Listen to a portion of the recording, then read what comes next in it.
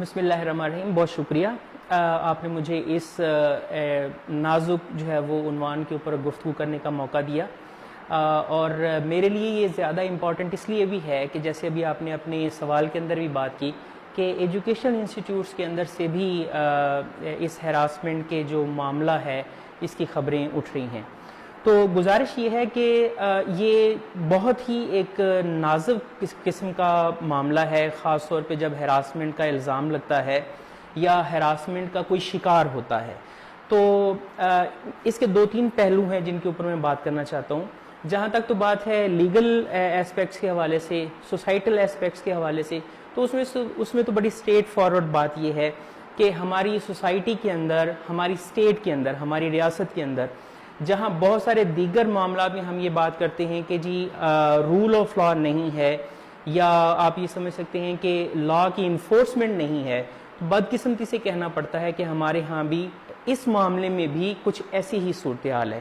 اگر قرار واقعی سزائیں ملیں، قانون موجود ہے، اگر اس پہ امپلیمنٹ کرتے ہوئے قرار واقعی سزا ملیں اور وہ سزا جو ہے وہ رائٹ وے میں امپلیمنٹ ہوتی ہوئی بھی نظر آئے تو یقینی طور پہ کچھ نہ کچھ اس معاملے کو کنٹرول کیا جا سکتا. دوسرا ایسپیکٹ جو ہے وہ سوسائٹل لیول کا ہے، معاشرے کے لیول کا ہے کہ کچھ چیزیں ایسی ہیں جو معاشرے سے جنم لیتی ہیں، معاشرہ ہی ان کو روک سکتا ہے. فرض کریں کہ اگر کوئی بندہ یہ جرم کا ارتکاب کرتا ہے اور وہ آئیڈینٹیفائی بھی ہو جاتا ہے اور اس کو پنشمنٹ بھی مل جاتی ہے، تو ہم بطور معاشرہ اس سے کتنا لا تعلقی کا اظہار کرتے ہیں. معاشرے سے میری مراد یہ ہے کہ آپ کی فیملی، آپ کے دوست، آپ کے کولیگز، آپ کا ادارہ اور جہاں آپ رہتے ہیں وہاں پہ آپ کے ساتھ کیسا سلوک کیا جاتا ہے.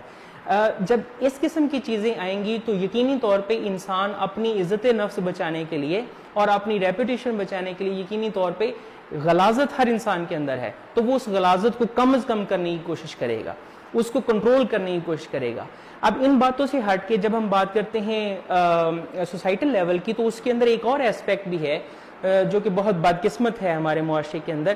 وہ یہ ہے کہ ہم اس ہراسمنٹ والے ایشو کو نیگیٹیولی بھی یوز کرتے ہیں، ہتھیار کے طور پہ بھی یوز کرتے ہیں.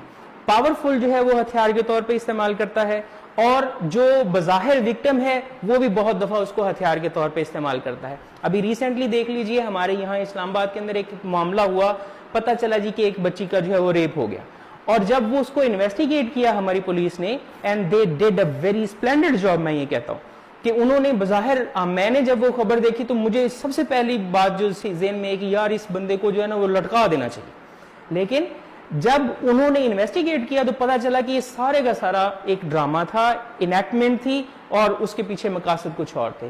اب دیکھیے اس ایک انسٹنس کی وجہ سے جو ریئل میں ہراسمنٹس ہوئی ہیں ان کو بھی لوگ شک کی نظر سے دیکھنا شروع ہو گئے ہیں اور پھر دیکھتے ہیں. تو کہنے کا مقصد یہ ہے کہ پھر اس کو کیا سزا ملی؟ کیا وہ سزا رپورٹ ہوئی؟ کیا وہ سزا پبلک ہوئی؟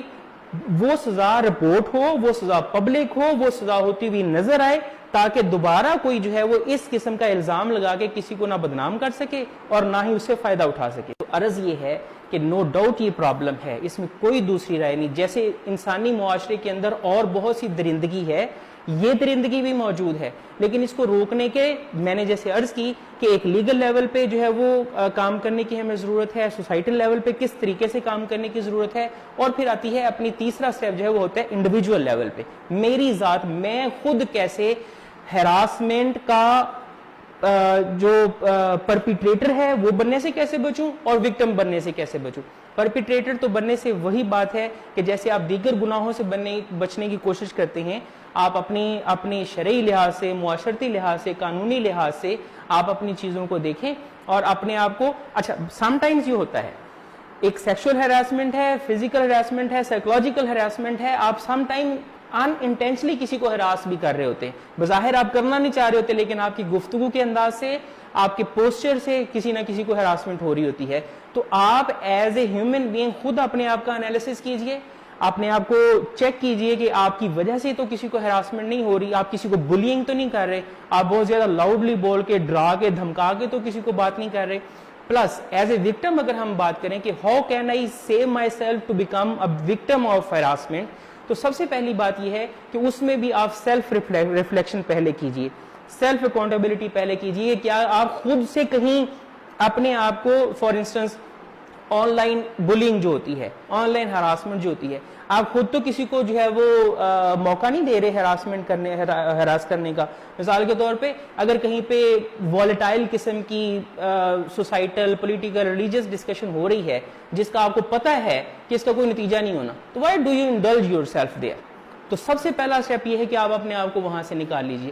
آپ اپنے آن لائن جو ہے وہ فیس بک پہ, ٹویٹر پہ, انسٹاگرام پہ, اسنیپ چیٹ پہ آپ کوئی چیز لگاتے ہیں, کوئی بات کرتے ہیں, آپ اس کے رسپانس میں آپ کو نظر آ رہا ہے کہ ایک بندہ illogical بات کر رہا ہے, غلط بات کر رہا ہے, تو why do you indulge yourself there. آپ اس کو مکمل طور پہ اس سے کنارہ کشی اختیار کیجیے.